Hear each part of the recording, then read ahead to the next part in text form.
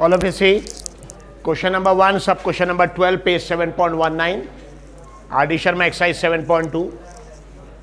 Okay, addition में exercise 7.2, question number 1, sub question number 12, page 7.19. Same question है triangle ABC. triangle ABC में DBC के साथ parallel है और ठीक है, तन्मय पांडे क्या क्या दिया हुआ है, AD की लेंथ दिया कितना 2.5 सेंटीमीटर, BD की लेंथ दिया 3 सेंटीमीटर, AE की लेंथ 3.75 और हमको लेंथ किसकी कैलकुलेट कर रहे हैं, AC. याद रखें AC है, हमने X लिखा है यहाँ पे क्योंकि हमको AC निकालना है. AC पूरा निकालने के लिए AE की वैल्यू तो चाहिए, साथ में EC भी चाहिए. तो बहुत सारे स्टूडेंट्स क्या करेंगे, जल्दबाजी में X की वैल्यू निकालेंगे, आंसर आ गया. आंसर नहीं आया, X की वैल्यू जाएगी, उसको इसके साथ ऐड करना है, ऐड करने के बाद आंसर आएगा. Is it clear? So you have to read the question carefully. समझिए क्वेश्चन को अच्छे से. यानी बहुत बार ऐसा होता है स्टूडेंट्स में, बहुत सारे देखिए सिली मिस्टेक इसको बोलते हैं. सिली मिस्टेक कैसे होती, क्वेश्चन पढ़ लिया, पूरा पढ़ने के बगैर एक्चुअली सोच लिया कि हाँ ऐसा है, अपने आप समझ लिया कि ऐसा है. बहुत सारे स्टूडेंट सपोज कैलकुलेट कर लेंगे, एक आंसर आ गया और फाइनल आंसर आपका नहीं रहेगा. सो क्वेश्चन में क्या दिया, लास्ट आखिर तक क्वेश्चन लास्ट तक पढ़िए. Find AC. क्या फाइंड करना है, A से लेकर C तक पूरा फाइंड करना है, जिसमें A की वैल्यू दिया हुआ है लेकिन हमको EC निकालना है. लेकिन EC निकालने के बाद हमारा आंसर नहीं आएगा, EC को और AE को ऐड करेंगे. यस और नो? ऐड करने के बाद हमारा आंसर AC आएगा क्योंकि हमको AC फाइंड करना है. You have to find the value of AC. Is it clear? So you have to read the question carefully. So यहां पे देखिए DBC के साथ पैरेलल है. DBC के साथ क्या है, पैरेलल. कभी भी कोई भी एक लाइन ट्रायंगल के एक साइड के साथ पैरेलल तो सबसे पहले क्या अप्लाई करेंगे, BPT. बेसिकली दो चीज अप्लाई कर सकते हैं आप, बेसिक प्रोपोर्शनल थ्योरम और सिमिलैरिटी ऑफ ट्रायंगल्स, दोनों यूज कर सकते हैं. ठीक है, लेकिन आगे सिमिलैरिटी ऑफ ट्रायंगल्स आगे पढ़ेंगे, will see it. So as DE, as D is parallel to BC, so using BPT,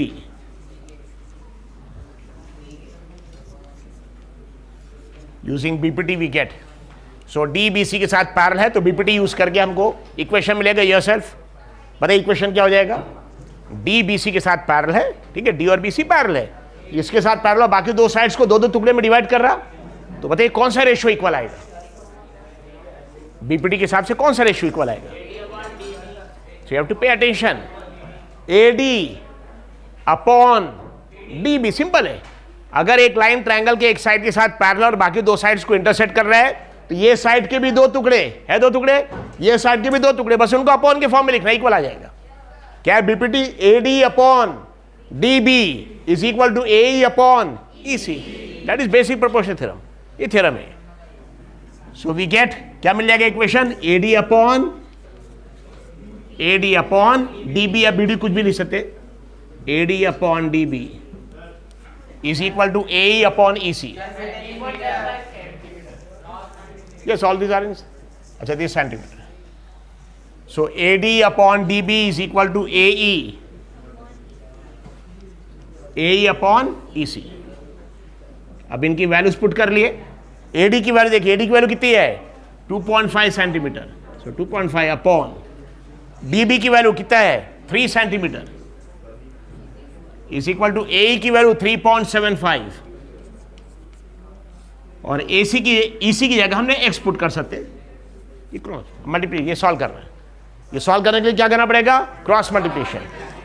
यानी X और 2.5 मल्टीप्लाई होगा, 3 और 3.75 मल्टीप्लाई होगा. So will get 2.5 into X is equal to 3 into 3.75. 2.5 into X is equal to 3 into 3.75, या X की value निकालने के लिए 2.5 जो मल्टीप्लिकेशन में है यहाँ नीचे चले जाएगा. यस और no? So what will get, X is equal to, मतलब फाइनल इक्वेशन क्या रहेगा, 3 into 3.75, 3 into 3.75 upon 2.5. Is it clear? ना आप यहाँ 3.75 2.5 में एक कॉमन फैक्टर है, 1.25 से डिवाइड कर सकते हैं. 1.25 इसमें 2 टाइम जाएगा, इसमें 3 टाइम जाएगा. ठीक है, तो लॉजिकली आपको मेंटली समझ में आना चाहिए. नहीं आया छोड़ दिए. अब बताइए यहाँ फ्रैक्शन पार्ट हटाना है, डेसिमल पॉइंट क्या 2 डिजिट है, तो क्या करें, इसको मल्टीप्लाई कर दिए 100 से, हो जाएगा, डेसिमल पॉइंट हट जाएगा. लेकिन अगर इसको 100 से मल्टीप्लाई किया ऊपर तो नीचे भी किससे करना पड़ेगा, 100 से. So that is equal to 3 into 375 upon 250. Is it clear? ये स्टेप समझ में आ गया? क्या किया यहाँ 3 तो ऐसे लिखा हमने, इसमें डेसिमल पॉइंट क्या 2 डिजिट है, यहाँ डेसिमल पॉइंट के 1 डिजिट है, हम डेसिमल पॉइंट हटा दे रहे हैं. इसमें कम डिजिट, इसमें ज्यादा डिजिट है, जिसमें ज्यादा डिजिट उसमें डेसिमल पॉइंट क्या कितने डिजिट्स है 2. तो 100 में 1 के बाद 2 जीरो रहते, तो इसको 100 से मल्टीप्लाई कर दिया, आपका डिजिट डेसिमल पॉइंट हट जाएगा. लेकिन अगर ऊपर आपने मल्टीप्लाई किया 100 से, तो नीचे भी किससे मल्टीप्लाई करना पड़ेगा 100. तो बताइए 10 से मल्टीप्लाई करने से डेसिमल पॉइंट 1 डिजिट से हट जाएगा, लेकिन 100 में तो एक और जीरो बच गया है, तो 1 जीरो लगाना पड़ेगा 250. तो इसका भी, हालांकि इसका दोनों का कॉमन फैक्टर है 1.25, लेकिन समझ में नहीं आ रहा, तो फ्रैक्शन हटाने के लिए सीधे हमने 100 से मल्टीप्लाई कर दिया. अब ये 25 से 250 25 से डिवाइड होगा, कितना टाइम जाएगा 10 टाइम्स, 25 10 है, यस और नो. और 375 भी 25 से डिवाइड होगा, कितना टाइम जाएगा 25 10 are 250, 25 12 are 300, और 75 में और 3 टाइम जाएगा, that is equal to 15 times. So x is equal to 3 into 375 upon 250. दोनों को डिवाइड करें हम 25 से. सो 375 को डिवाइड करें 25 से, कितना टाइम जाएगा 15 टाइम्स. ये कितना टाइम जाएगा 10. So into 10 sorry into 15 upon 10. Is it clear? यहां पे भी आप डिवाइड कर सकते, लेकिन अगर थोड़ा सा प्रॉब्लम आपको समझ में नहीं आ रहा तो फ्रैक्शन पार्ट हटा लिया. फ्रैक्शन पार्ट कैसे हटाया?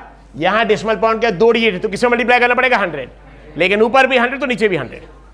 तो 3.75 375 हो गया, और 2.5 250 हो गया, क्योंकि 100 से मल्टीप्लाई किया. Is it clear? और 250 और 375 दोनों का कॉमन फैक्टर है 25.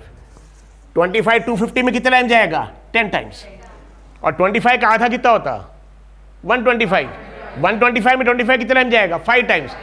ये 375 250 और 125 का एडिशन है. 375 जो 250 है ना, इसमें 125 और ऐड कर 375 आएगा, यस और नो. तो ये 10 टाइम्स हो गया, और 125 में 5 टाइम्स और जाने वाला, ऐड करके 375, तो इसमें 15 टाइम्स आएगा. Is it clear? सो 25 250 में जाएगा 10 टाइम्स, और 375 में 15 टाइम्स, और 3 इंटू 15 अपॉन 10.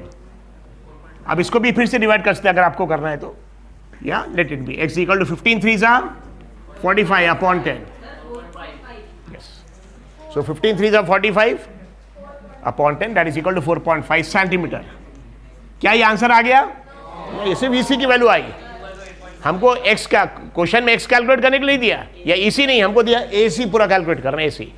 इसलिए AC में क्या करना पड़ेगा, AE की वैल्यू दोनों को ऐड करना पड़ेगा. Is it clear? So AC is equal to AE plus EC. So AE की वैल्यू कितनी है 3.75, 4.5, that is equal to 8.25 centimeter. It is 8.25 centimeter. Is it clear? This is a question. नहीं, first question में जो 12 सब question थे ये BPT के. सेकेंड जो क्वेश्चन उसमें 4 सब क्वेश्चन है कन्वर्स ऑफ बीपीटी के. यहां लाइन बीपीटी और कन्वर्स ऑफ बीपीटी समझ में आ गया ना. यहां डी बीसी के साथ पैरेलल है, ये कंडीशन दी हुई है, और हमको अप्लाई क्या करना है, फिर रेशियो इक्वल अप्लाई करना है.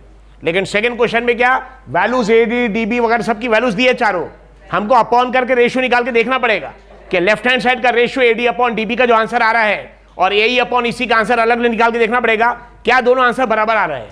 अगर दोनों आंसर बराबर आ रहा है, रेशियो इक्वल, तो कन्वर्स के हिसाब से लाइन क्या होगी, पैरेलल. और अगर रेशियो इक्वल नहीं आ रहा तो लाइन पैरेलल नहीं है. Is it clear? That is converse. Second जो क्वेश्चन है, सेकंड क्वेश्चन के 4 सब क्वेश्चन है, उसको ऐसे ही करना, उसके देखेंगे 4 में से कोई 2 क्वेश्चन सॉल्व कर लेंगे.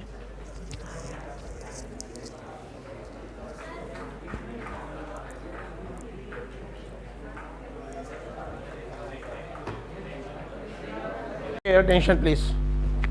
Whenever I am giving explanation, everybody has to pay attention. Last benches, don't write now, keep up and down.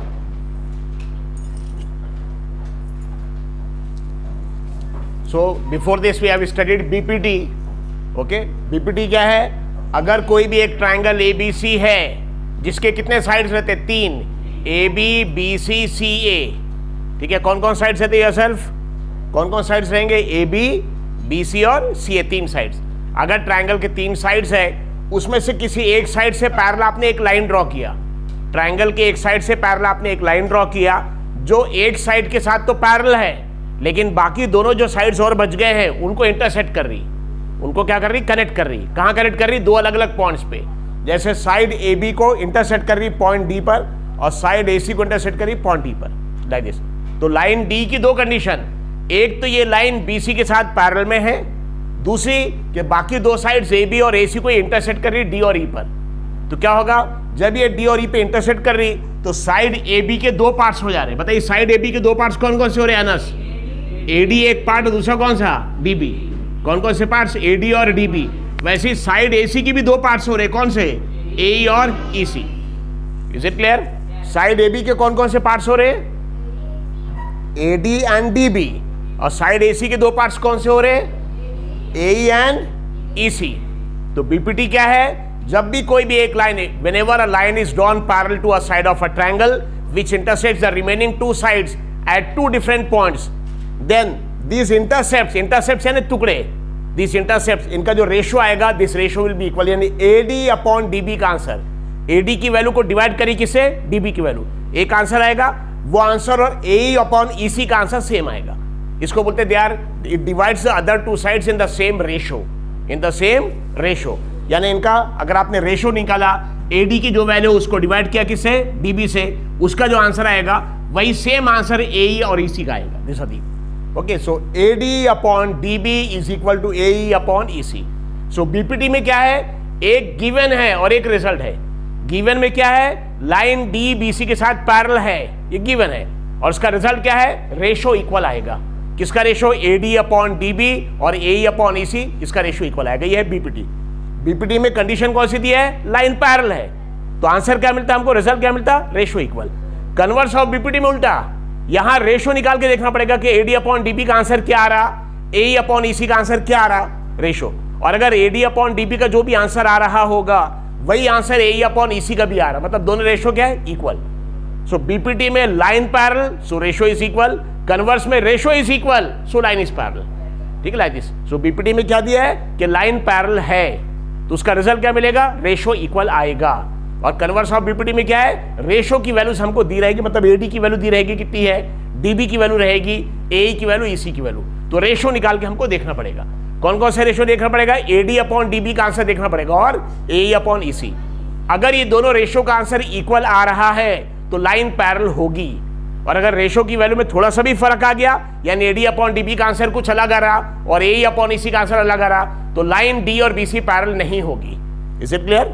So BPT क्या है, if line is parallel then ratio is equal. Converse of BPT क्या है, if ratio is equal then line is parallel. ठीक है, मतलब if के साथ जो कंडीशन है वो देन के साथ हो जाती है, जो देन के साथ वो इफ के साथ में। सो बीपीटी में इफ के साथ क्या, if line is parallel then ratio is equal. और कन्वर्स ऑफ बीपीटी में क्या, if ratio is equal then line is parallel. So हमको यहाँ पे क्वेश्चन नंबर 2 में इन ट्राइंगल एबीसी में D and D are points on AB and AC. तो triangle ABC में डी पॉइंट एबी पर है और ई पॉइंट एसी पर है। ठीक है, प्रूफ क्या प्रूफ करना है कि डी और बीसी पैरेलल, ये प्रूफ करना है। अगर हमको प्रूफ करना है कि डी और बीसी पैरेलल है तो हमको क्या करना पड़ेगा, रेशो निकालना पड़ेगा और देखना पड़ेगा रेशो इक्वल है क्या। अगर रेशो इक्वल आ गया मतलब लाइन क्या है, और अगर रेशो इक्वल नहीं आया तो लाइन पैरेलल नहीं है। Is it clear? अब यहाँ पे देखिए हमको किसकी वैल्यू चाहिए, एडी की वैल्यू चाहिए, डीबी की वैल्यू चाहिए, एई की, ईसी की। लेकिन हमको क्वेश्चन में देखिए थोड़ा सा उसने चेंज किया, एबी की वैल्यू दे दी। किसकी वैल्यू दिया, एबी, पूरी लेंथ दे दिया एबी। बताइए अगर एबी पूरा लेंथ हमको मालूम है और डीबी की वैल्यू मालूम है, डीबी, तो क्या हम एडी की वैल्यू निकाल सकते हैं? यस। कैसे, ये एडी की जो वैल्यू है और डीबी की वैल्यू दोनों को ऐड कर देंगे, यानी x + 4.5, तो आंसर क्या आना चाहिए, 10.8 आना चाहिए। एडी की वैल्यू और डीबी की वैल्यू दोनों को हम ऐड करेंगे तो आंसर एबी का आना चाहिए। यस और नो, यानी x + 4.5 = 10.8। वहां से हमको किसकी वैल्यू मिल जाएगी, x। हमको x की वैल्यू क्यों चाहिए, क्योंकि हमको जिसका आंसर निकालना रेशो, वो एक नंबर एडी लगेगा और दूसरा नंबर डीबी लगेगा। डीबी दिया हुआ है लेकिन एडी हमको निकालना पड़ेगा। यहाँ पे क्वेश्चन में याद रखिए, एडी नहीं दिया बल्कि पूरा एबी दे दिया है। क्या दिया actually, AB. You have to be careful जब आप फिगर ड्रॉ करें, ध्यान रखना पड़ेगा। सो पूरा एबी देखिए, एबी दिया 10.8, सो पूरा एबी 10.8 है, डीबी 4.5 है, तो आप सब्सट्रैक्शन करेंगे 10.8 में से 4.5, आपको यहाँ पे 6.3 मिलेगा, एक्स की वैल्यू मिलेगी, क्या मिलेगी, 6.3। उसके बाद ए की वैल्यू दिया 2.8 और हमको ईसी की वैल्यू चाहिए, लेकिन ईसी की वैल्यू नहीं दिया है, हाँ पूरा एसी की वैल्यू दे दिया 4.8। ये 2.8 4.8, पता कितना डिफरेंस है दोनों में? 2 का।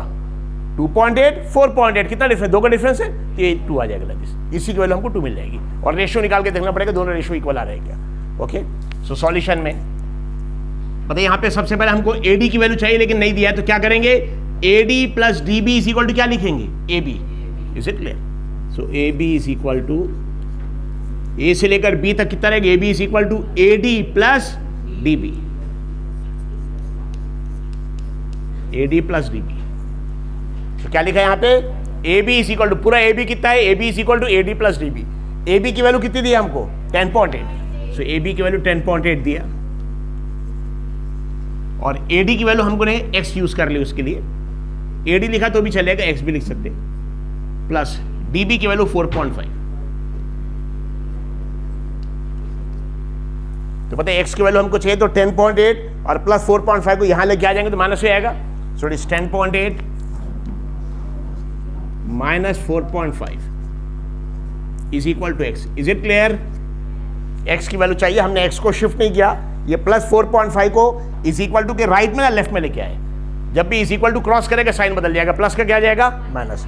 सो 10.8 माइनस 4.5 और 10.8 माइनस 4.5 सब्सट्रैक्शन करनी बताइए। देखिए 8 माइनस 5 कितना आएगा? 3 और 10 माइनस 4 6। 8 माइनस 5 3 आता और 10 माइनस 4 कितना आता? 6, यानी 6.3 आएगा। Okay, so you'll get 6.3 is equal to x। 6.3 is equal to x, x यानी AD की वैल्यू, और AD is equal to x is equal to 6.3 centimetre. AD is equal to x is equal to 6.3 centimetre. Is it clear? वैसे हम y निकाल सकते हैं यहाँ पे। बताइए क्या इक्वेशन लिखेंगे यहाँ पे? पूरा AC इज इक्वल टू क्या आ जाएगा? AC is equal to AE plus EC। ठीक है, क्या लिखेंगे? पूरा कंप्लीट AC लेकर C तक AC is equal to AE plus EC yourself. ठीक है, इक्वेशन बताइए क्या आ जाएगा? What is the equation? AC is equal to AE plus EC। AC की वैल्यू क्या है? यस, AC की वैल्यू देखिए पूरे AC लेकर C तक दिया 4.8। AC is given as 4.8 is equal to AE की वैल्यू क्या है? 2.8 प्लस EC की वैल्यू y। तो y की वैल्यू कैलकुलेट करना, ये प्लस 2.8 यहाँ आएगा तो क्या आ जाएगा? Minus 4.8 minus 2.8 is equal to y and this is 2 और EC की वैल्यू y मतलब EC की value EC is equal to y। अब हमारे पास सभी वैल्यूज आ चुकी है। AD की वैल्यू आ गई, AD की वैल्यू कितनी? 6.3। ये वैल्यू हमारे पास आ चुकी है कितनी? 6.3। ये तो 4.5 है, ये 2.8 है और y की वैल्यू भी हमारे पास आ चुकी कितनी है? 2 सेंटीमीटर। अब रेशियो निकाल लेंगे। पता है हम यहाँ पे इक्वेशन क्या लिखेंगे? AD upon DB is equal to AE upon EC लिखेंगे क्या? AD upon DB is equal to AE upon EC लिखेंगे क्या? नहीं, क्यों? AD upon DB is equal to AE upon EC तब सेटिस्फाई होगा जब लाइन पैरेलल है। हमको तो वही प्रूव करना है कि लाइन पैरेलल है, तो हमको AD अपॉन DB का रेशियो अलग निकालना पड़ेगा और AE अपॉन EC का आंसर अलग निकालना पड़ेगा और देखना पड़ेगा दोनों आंसर इक्वल आ रहा है क्या। अगर दोनों आंसर इक्वल आ रहा है मतलब लाइन क्या है? Actually parallel. और अगर दोनों आंसर अलग अलग आ रहा है तो लाइन पैरेलल नहीं है। इसलिए तो हमको यहाँ पे जैसे BPT में हम क्या करते थे? लिख देते थे as D is parallel to BC, D BC के साथ पैरेलल। BPT में एज D इज पैरेलल, तो वहाँ दिया रहता था कि D BC के साथ पैरेलल है। As D is parallel to BC directly we write the equation AD upon DB is equal to AE upon EC। लेकिन यहाँ तो हमको मालूम ही नहीं कि AD अपॉन DB का आंसर और AE अपॉन EC का आंसर इक्वल आएगा कि नहीं आएगा। हाँ, अगर वो आंसर इक्वल आ गया तो लाइन पैरेलल है और अगर आंसर इक्वल नहीं आया तो लाइन पैरेलल नहीं है बाय कन्वर्स ऑफ BPT। तो अब इसके बाद AD अपॉन DB का आंसर निकालेंगे। AD अपॉन DB, सो AD अपॉन DB, AD की वैल्यू कितनी है? 6.3, DB की वैल्यू कितनी है? 4.5।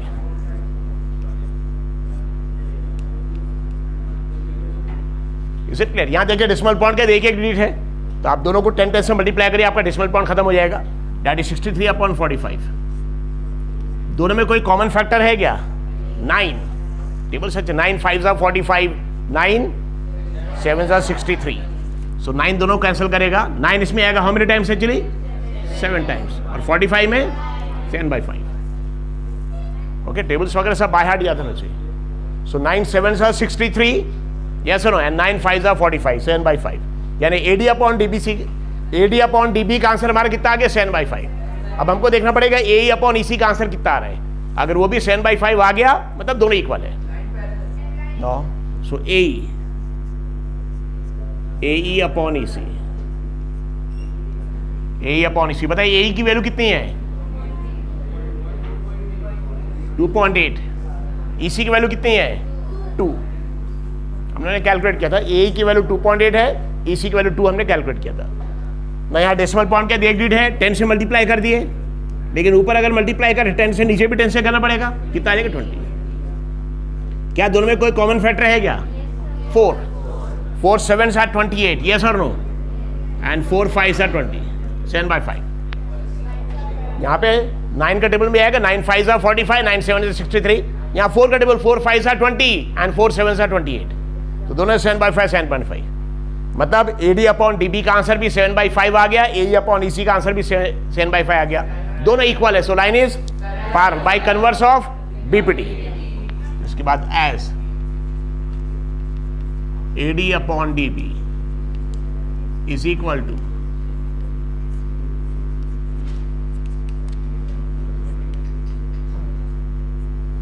as AD upon DB, as AD upon DB is equal to AE upon EC is equal to 7/5, दोनों same है 7/5। so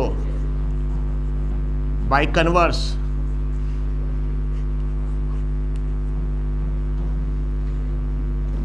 of BPT,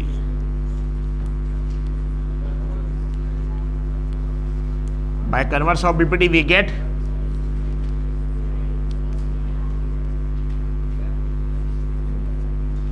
line D is parallel to BC. Okay, so as AD upon DB is equal to AE upon EC is equal to 7/5, दोनों का same है 7/5। so by converse of BPT we get line D is parallel to BC। is it clear? चेहरे पे मुस्कुराहट बहुत है, क्यों मुसम्मिल? what is the problem? some problem? sweet boy।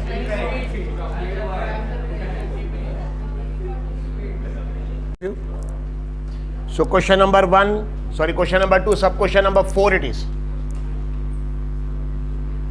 Addition में exercise 7.2, question number 2, sub question number 4. Pay attention please all of you. So same question है, triangle ABC है, triangle ABC, और क्या दिया, D एक पॉइंट साइड AB पर है, E एक पॉइंट साइड AC पे है। ट्राइंगल का नाम क्या है ABC, D एक पॉइंट कहाँ पे साइड AB, E एक पॉइंट कहाँ पे साइड AC, और सिंपल AD की वैल्यू दिया, AD की वैल्यू दिया 5.7, BD की वैल्यू 9.5, AE की वैल्यू 3.3, EC की वैल्यू 5.5। क्वेश्चन नंबर 3 में पूरा AB दिया था, यस और नो, लेकिन यहाँ अलग अलग दिया ऑलरेडी। AD की वैल्यू अलग दिया है 5.7 सेंटीमीटर इट इज, बाद में DB की वैल्यू दिया 9.5 सेंटीमीटर, AE की वैल्यू दिया 3.3 सेंटीमीटर, EC की वैल्यू 5.5 सेंटीमीटर। यानी कुछ कैलकुलेशन नहीं करना, सीधे रेशियो निकालना है। अंडरस्टैंड? प्लीज डोंट राइट, जब तक जिस क्वेश्चन में भी आपको प्रूफ करना है कि D BC के साथ पैरेलल है कि नहीं देखना है, प्रूफ करना है, तो AD upon DB is equal to AE upon EC बिल्कुल नहीं लिखेंगे, 0 मार्क्स मिल जाएंगे direct. Is it clear? You can not write, you have to prove. तो आपको वैल्यूज निकाल के देखना पड़ेगा। हाँ, इक्वल आ भी सकता, नहीं भी आ सकता। Is it clear? Both the case it में भी। सो हमको AD DB सबकी वैल्यू दिया है, direct ratio, I am calculating the ratio. So AD upon DB, AD upon DB is equal to, बताइए AD की वैल्यू कितनी है 5.7 अपॉन DB की वैल्यू 9.5। डेसिमल पॉइंट क्या देख लीजिए, डेसिमल पॉइंट अगर आपको निकालना, दोनों को 10 और 10 से मल्टीप्लाई करिए। डेसिमल पॉइंट क्या सिंगल लीड है, सो विल गेट 57 एंड 95। दोनों का कोई कॉमन फैक्टर है 19, 23 जा 60, 23 जा 60, ये 60 से 3 नंबर कम है बस, यानी 20 से जो एक नंबर कम होगा ना 3 टाइम्स जाएगा। ये सुना, सिंपल लॉजिक है। You should use oral maths use करना है आपको, मेंटल मैथ्स। सो 57, 19 3 था 57, 19 5 जा 95। Is it? 19 5 जा 95। ठीक है, कैसे याद रखेंगे? 20 का टेबल मालूम है सबको, 23 जा 60, 23 जा 3 जा और 3 का में इसमें बस, यानी 20 से एक नंबर जो छोटा होगा ना 3 टाइम चले जाएगा। यस, 25 जा 100, 25 जा और 5 नंबर का में 100 से, यानी एक नंबर जो छोटा है ना वो 5 टाइम चले जाएगा। यस और नो? सिंपल। 21 जा 20, 19 1 जा 19, 22 जा 40, 22 जा 40, तो 40 से 2 नंबर छोटा 38 में 90 चले जाएगा। 23 जा 60 3 टाइम्स, तो 60 से 3 नंबर छोटा 90 चले जाएगा 3 टाइम्स। 25 जा 100, यस और no?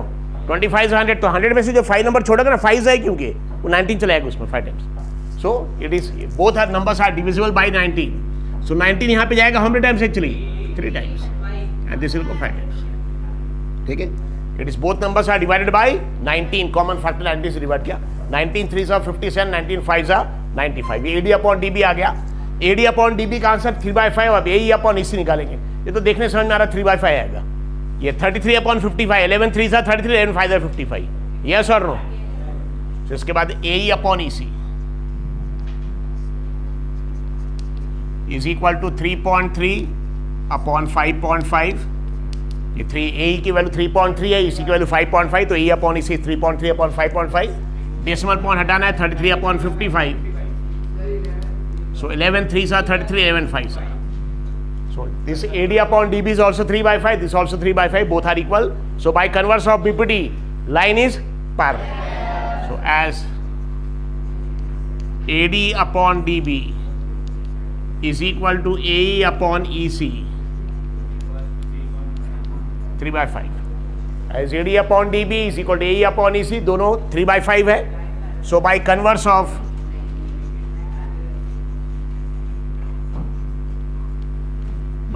of BPT, line DE is parallel to BC. Is it clear? Simple question है. Got it? So AD DB, इसके पहले क्या था? आपको DB की वैल्यू मालूम थी, AD की नहीं मालूम थी, बल्कि पूरा AB दिया था, तो सब्सट्रैक्शन करके आपने AD निकाला था. Is it clear? लेकिन यहाँ AD की वैल्यू अलग से दिया हुआ है, DB की वैल्यू दिया है, तो आपको कोई कैलकुलेशन इसमें नहीं करना है. AE की वैल्यू अलग दिया है, EC की वैल्यू अलग. डायरेक्ट जो रेशियो आपका AD अपॉन DB उसमें वैल्यूज पुट करके कैलकुलेशन कर लिया. तो 5.7 upon 9.5, 5.7 upon 9.5.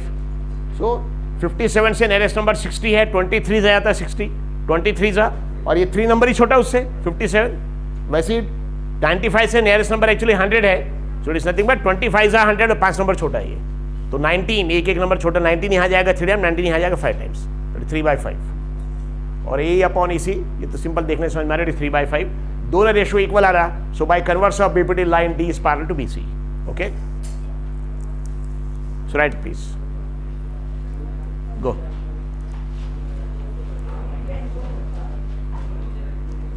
Yes, that's it. Question number 5, R.D. Sharma, exercise 7.2. In figure 7.35, this is the figure that is given in the question. State if PQ is parallel to EF. यानी इस figure में हमको state if, यानी हमको बताना है if PQ is parallel to EF, PQ EF के साथ पैरेलल है कि नहीं. क्या करेंगे पीयूष? इस फिगर में हमको ये बताना है कि लाइन PQ और EF दोनों पैरेलल है कि नहीं. तो क्या करेंगे? किसका किसका रेशियो निकालना पड़ेगा?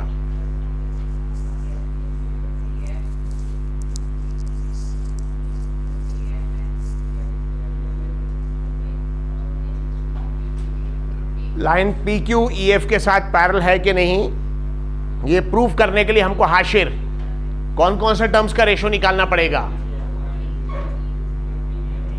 किसका? PQ का रेशियो.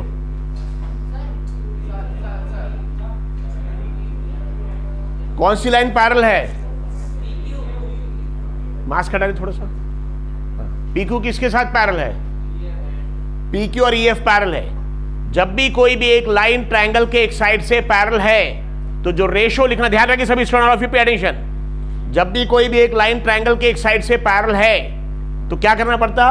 जिस लाइन जिस साइड से पैरेलल है उसका अपोजिट वर्टेक्स यहां से शुरू करना पड़ता रेशियो. कहां शुरू करना पड़ता रेशियो? यहां से. देखिए एक ट्रायंगल देखिए, सीट, ये ट्रायंगल, ये सीधा ध्यान रखिए, ट्रायंगल ABC, ये ट्रायंगल. बताइए इसमें कितने साइड्स है? 3 साइड्स. अगर इसके साइड से हमको पैरेलल लाइन बनाना, 3 लाइन बना सकते हैं हम. ये ऐसे ही बना सकते हैं, यस और नो? ये ऐसी. इस साइड से पैरेलल हमको बनाना तो ऐसे ही बना सकते हैं, यस और नो? और ये साइड से पैरेलल हमको बनाना ऐसे ही बना सकते हैं. Is it clear? तो जरूरी नहीं कि आपको हमेशा एक्चुअली सीधे सीधे क्वेश्चंस आएंगे. अभी तक हमारा फिगर ऐसा था, कौन सा? ये ट्रायंगल है, इसके इस साइड से पैरेलल ऐसी लाइन, यस और नो? लेकिन अभी उसने फिगर थोड़ा चेंज किया. ये ट्रायंगल है, इसके ये साइड से पैरेलल नहीं बनाया उसने, इस साइड से पैरेलल बना दिया. Is it clear? ये साइड. वैसे ही यार जो फिगर है ऐसे ही बना सकते. ट्रायंगल की ये साइड से पैरेलल हो गया, ये साइड से पैरेलल, अब ये साइड इससे पैरेलल सपोज बनाते हम ऐसे बना सकते. Is it clear? तो हमेशा रेशियो देखिए कहां से लिखना पड़ता, ध्यान रखिए. ट्रायंगल के जिस साइड से, सपोज ये लाइन, ट्रायंगल के जिस साइड के साथ ये लाइन पैरेलल है, वो साइड जो है ट्रायंगल का, ट्रायंगल की साइड, उसका अपोजिट वर्टेक्स, यहां से शुरू करना पड़ता है रेशो लिखना। Is it clear? तो सपोज अगर ट्रायंगल का नाम है ABC और ये है D, तो बताइए किसका किसका रेशो लिखना पड़ेगा? ये लाइन इसके साथ पैरेलल है, जिस साइड के साथ पैरेलल उसके अपोजिट वर्टेक्स कोना यहां शुरू करना है, यानी AD/DB is equal to AE/EC। ये केस देखिए, ये ट्रायंगल ABC, ये लाइन पैरेलल है, सपोज फॉर एग्जांपल D, ये D, बताइए D इसके साथ पैरेलल है, इसके साथ, ध्यान रखिए सभी स्टूडेंट्स, तो ट्रायंगल के जिस साइड के साथ लाइन पैरेलल है उसके अपोजिट वर्टेक्स शुरू करना पड़ता है। यस, तो कहां से? CD/DA, CD/DA is equal to C/EB, कहां से? तो ट्रायंगल के जिस साइड के साथ लाइन पैरेलल है उस साइड, उसका opposite vertex. Suppose for example यहां पे हमको लिखना है रेशो, ये हो गया ABC और ये सपोज D, तो बताइए ट्रायंगल के इस साइड के साथ ये पैरेलल है, तो ट्रायंगल के जिस साइड के साथ ये पैरेलल है उसके अपोजिट वर्टेक्स यहां शुरू करेंगे, यानी क्या आएगा? BD/DA is equal to BE/EC। Is it clear? अब पता है यहां पे कौन सी लाइन है? PQ। ये प्रूफ करना है PQ EF पैरेलल है कि नहीं। बताइए PQ हमको प्रूफ करना है कौन साइड के साथ पैरेलल? EF के साथ। तो हमको रेशो लिखना कहां से शुरू करना पड़ेगा? इस EF के अपोजिट वर्टेक्स से, इस EF के अपोजिट वर्टेक्स से, यानी एक रेशो हो जाएगा DP/PE, एक क्या आएगा? DP/P। दूसरा रेशो क्या आएगा? DQ/QF। अगर ये दोनों रेशो DP/P का जो आंसर आ रहा और DQ/QE का आंसर दोनों, QF का आंसर दोनों सेम आ गया, मतलब ये लाइन पैरेलल है, और आंसर अगर अलग अलग आ गया मतलब लाइन पैरेलल नहीं है। Is it clear? तो ट्रायंगल में कितने साइड्स होते हैं? तीन साइड्स। तो कोई भी, सपोज जैसे फॉर एग्जांपल ट्रायंगल ABC, उसमें ये साइड से पैरेलल भी लाइन बना सकते हैं, ये साइड से पैरेलल भी लाइन बना सकते हैं, ये साइड से पैरेलल भी लाइन बना सकते हैं। फिर हम रेशो, सब में रेशो अलग अलग रहेगा, तो ध्यान रखिए रेशो लिखना कैसे शुरू करना पड़ता? जो लाइन पैरेलल है ट्रायंगल के जिस साइड के साथ वो पैरेलल है, लाइन ट्रायंगल के जिस साइड के साथ पैरेलल है उस साइड के अपोजिट वर्टेक्स कोना वहां शुरू करना पड़ता। Is it clear? तो सपोज ये D BC के साथ पैरेलल है, के साथ BC, तो BC का अपोजिट वर्टेक्स A है, तो पता है यहाँ रेशो क्या आ जाएगा? AD/DB is equal to AE/EC, BPD के हिसाब से। तो हमको अगर देखना है कि पैरेलल है कि नहीं, तो AD/DB का एक आंसर निकालना पड़ेगा और एक आंसर AE/EC का, और देखना पड़ेगा दोनों इक्वल है कि नहीं। अगर हम ये फिगर ले, ये ट्रायंगल देखिए AB के साथ ही पैरेलल है, तो ये लाइन इसके साथ पैरेलल, या प्रूफ करना हमको जो भी है लाइक दिस। तो अगर ये लाइन इसके साथ पैरेलल है तो ट्रायंगल के जिस साइड के साथ पैरेलल उसका अपोजिट वर्टेक्स यहां शुरू करना पड़ता। फिर यहां CD/DA का आंसर आएगा, CD/DA। दूसरा कौन सा आएगा? CE/EB। वैसे सपोज ये ट्रायंगल के साइड के साथ ये लाइन पैरेलल है, तो ये लाइन इस साइड के साथ पैरेलल है, जिस ट्रायंगल के साइड के साथ पैरेलल है उस साइड का अपोजिट वर्टेक्स यहां शुरू करना पड़ता है, यानी क्या आ जाएगा? एक BD/DA, क्या रेशो आएगा? BD/DA, और दूसरा रेशो कौन सा आएगा? BE/EC। Is it clear? वैसे हमको ये लाइन PQ ड्रॉ किया और हमको पूछा है कि प्रूफ करना है, हमको स्टेट करना है कि ये PQ और EF दोनों पैरेलल है क्या। तो बताइए PQ किसके साथ में प्रूफ करना है हमको? EF। तो EF जिसके साइड ये पैरेलल होगी उसका अपोजिट वर्टेक्स यहां शुरू करना है। बताइए कौन सा रेशो देखना पड़ेगा हमको? एक DP/PE और दूसरा रेशो कौन सा? DQ/QF। Is it clear? ये दोनों रेशो देखेंगे, और अगर दोनों रेशो इक्वल आ गया लाइन इज पैरेलल, और अगर रेशो इक्वल नहीं आया लाइन पैरेलल नहीं। Is it clear? बैठिए।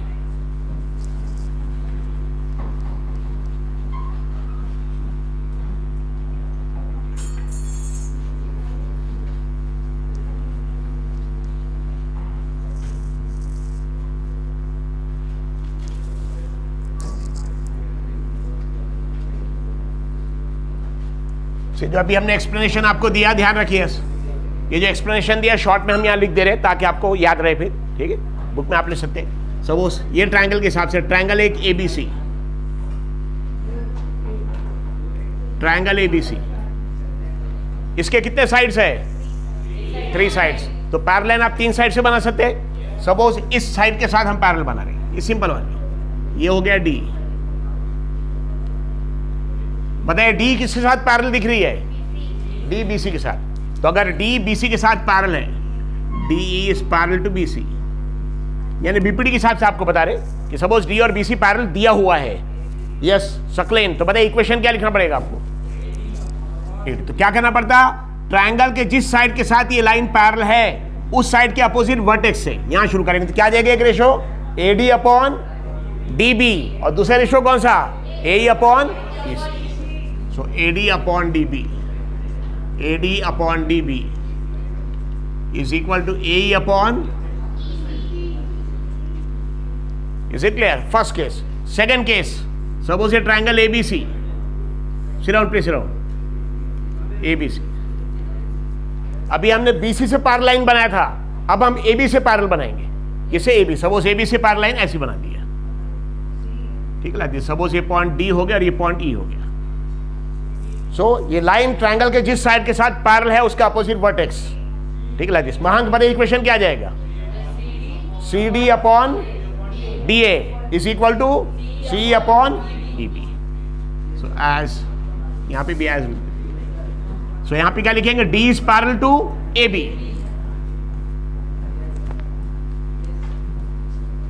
As D is parallel to AB, yes south, as D is parallel to AB. So D AB के साथ पैरेलल है, तो AB का जो अपोजिट वर्टेक्स है ना, यहां से इक्वेशन लिखना पड़ेगा CD upon DA, CD upon DA is equal to CE upon EB.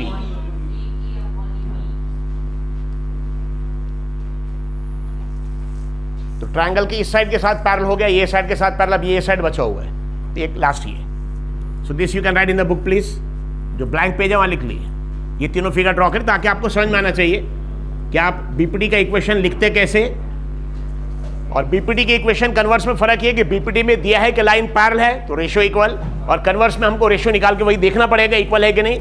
अगर रेशो इक्वल तो लाइन पैरेलल, और रेशो इक्वल नहीं है तो लाइन पैरेलल नहीं है. तो यहां पे देखिए इसके साथ पैरेलल.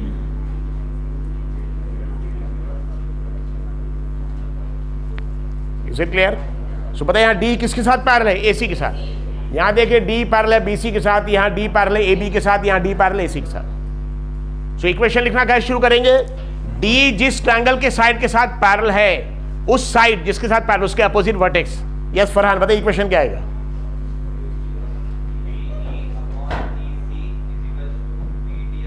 ठीक है, तो BD upon DA is equal to B upon EC.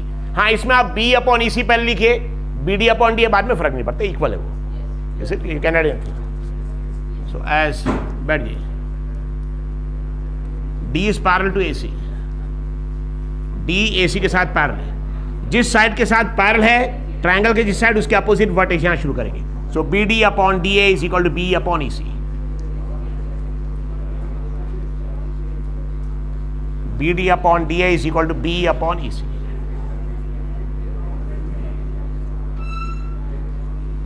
Is it clear? So please all of you write in the book. लिख ले book में. Everybody should write.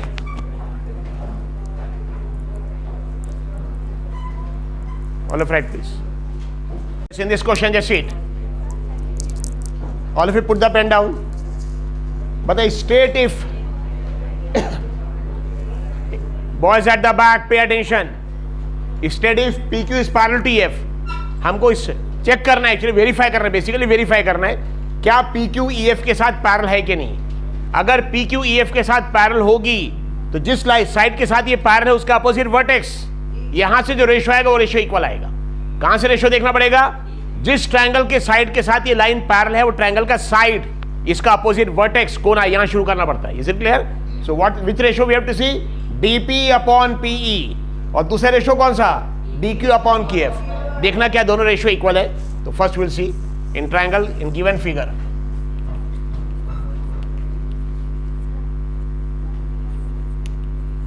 In given figure DP upon P, DP upon P. How much is DP? 3.9 and P is 3. Okay, so it is 3.9 upon 3, 39 upon 30. So you can divide by 3. 3 13s are, 3 10s are. 13 by 10. 1.3, or you can keep 13 by 10, no problem. Just you have to see whether they are equal or not. 13 by 10, you can write it 1.3. This is DP upon P. So पहला ratio हमने कौन से किया, DP upon P. दूसरा ratio कौन से करेंगे, DQ upon QF. Is it clear? तो ये अच्छे ध्यान रखें, DQ upon QF. So DQ upon QF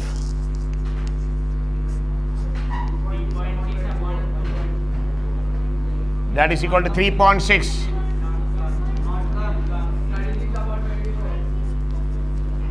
12 common factor is 12. 12 threes are and 12 twos. 3 by 2. It is 1.3, it is 1.5. This is 1.3, yes or no? And 3 upon 2, 3 ka half. 1. So as dP upon PE is not equal. Okay. As dP upon P is not equal to dQ upon QF. As dP upon P का answer dQ upon QF का answer अलग अलग आ रहा है, ये 1.3, 1.5. Hence, yes, PQ is not parallel. It is not parallel to EF. PQ is not parallel to EF. Okay? It can be done like this also. आप exam में ऐसे लिखिएगा, लेकिन ऐसे भी लिख सकते हैं PQ पैरेलल है ये, यस और नो? नॉट पैरेलल के लिए क्या करना पड़ता? कट. इसका मीनिंग भी सेम है. और PQ not parallel to EF. जो भी है इज इक्वल टू को कट करेंगे नॉट इक्वल, ये नॉट इक्वल. पैरेलल को कट करेंगे नॉट पैरेलल. सिमिलर को अगर कट करेंगे नॉट सिमिलर. कॉन्ग्रेंट का कट करेंगे not congruent. Is it clear? So it can be like this. PQ is not parallel to EF.